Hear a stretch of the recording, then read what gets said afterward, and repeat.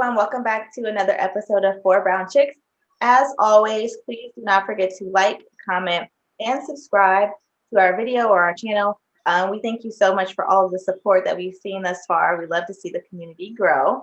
And for this week's watch and review, we are going to talk about something that was mentioned in our last one. So, if you guys remember, the latest or the newest franchise of Real Housewives aired on November 11th, I believe, was the premiere date. And it's Real Housewives of Salt Lake City. We kind of discussed in the last episode what we thought of just like the initial storylines that were shown to us. But we have officially watched the video, so we decided to give you guys an update. So, who wants to kick us off first on their initial thoughts?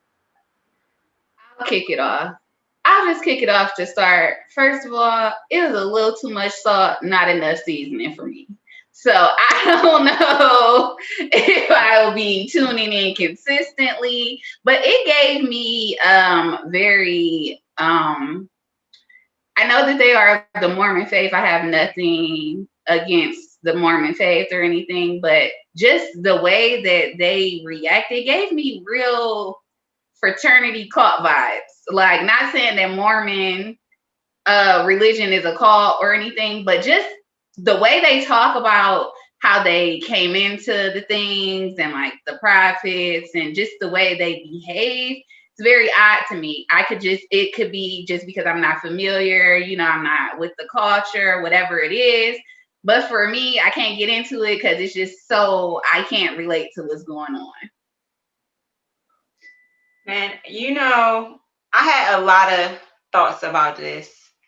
First, it was a little bit triggering to me because honestly, I just was really bothered as a Black person that they just all had so much generational wealth.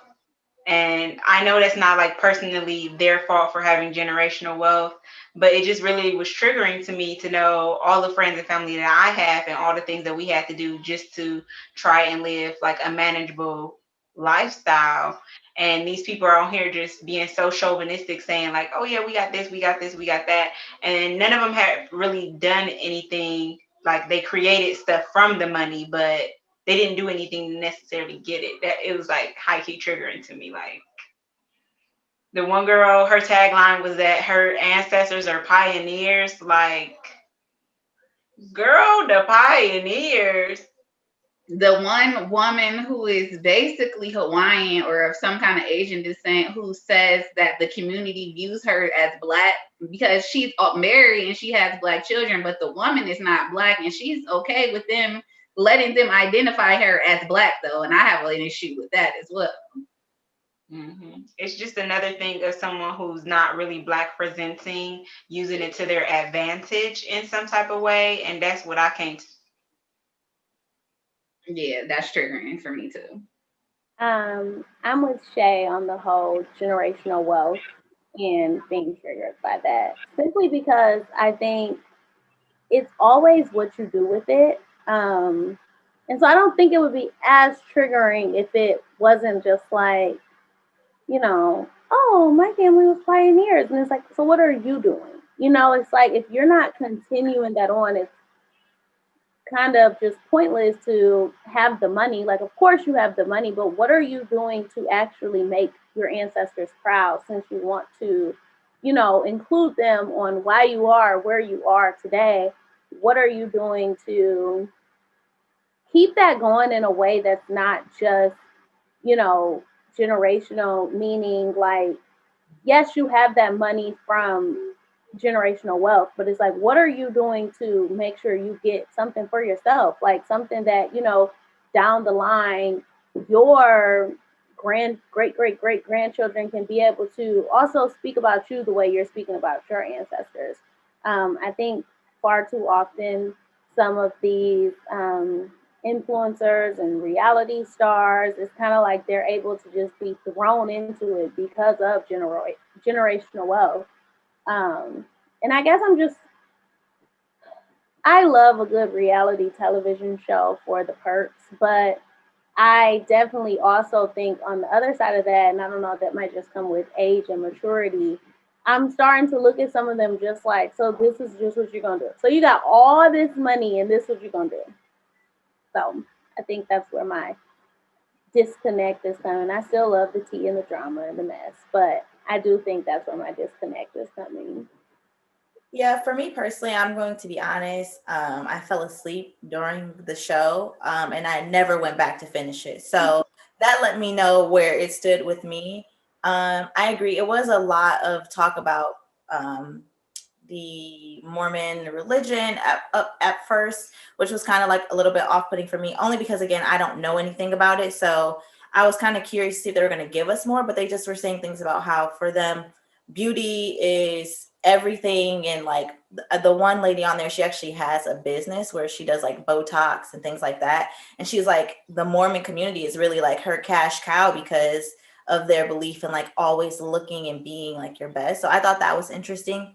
But outside of her, I thought it was interesting that although they all talked about religion, they pretty much all also said that most of them have been excommunicated or just realized that they, like the one lady said, rap music, black men, and something were all the things that she felt called to, which she mentioned were things that the religion kind of said were like bad. So, Which was another little confession though that I was giving the side eye like, girl, they didn't rub me the well. Like, what was your point in saying that? Black men and rap music specifically. Gay people. yeah, Yeah, like yeah, so that, like I said, those things were kind of off-putting to me. I think the show really lost me when they did introduce, and I'm sorry, I don't remember any of their names. Like I said, I fell asleep and I never went back.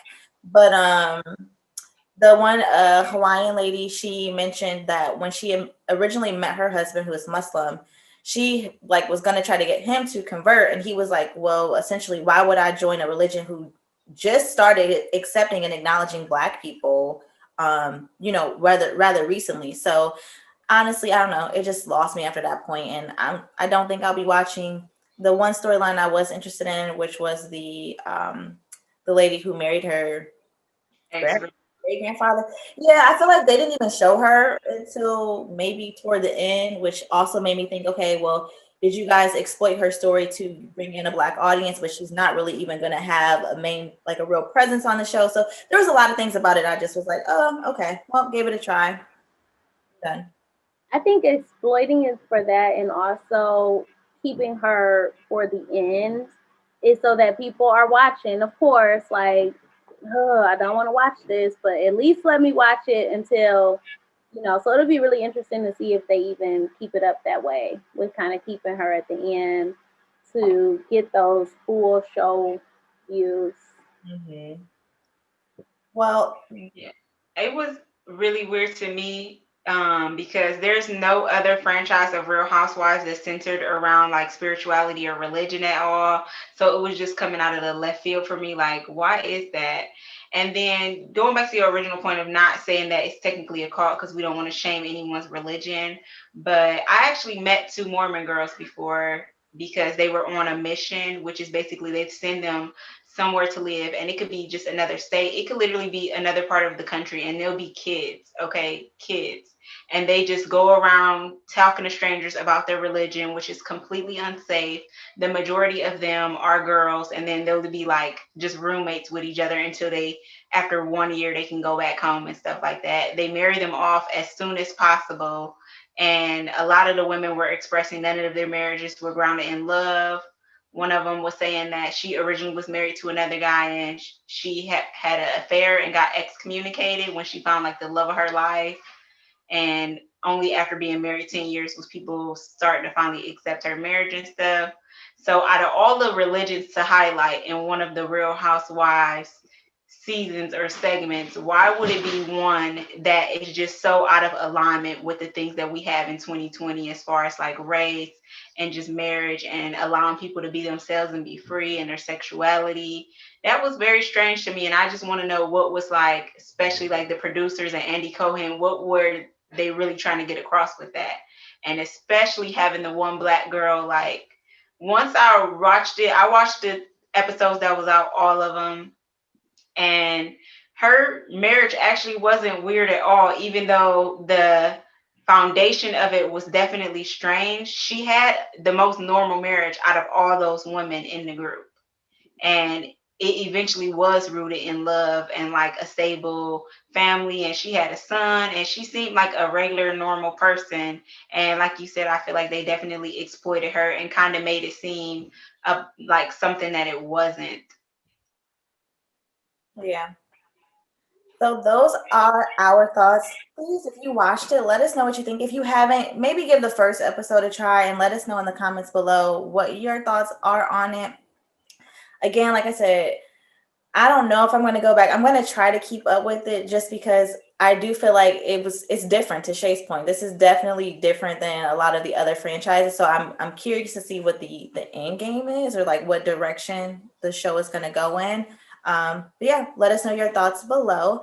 And again, as always, if you haven't done it yet, which you should have, hit the subscribe button. Also hit like below, and we will see you on the next video.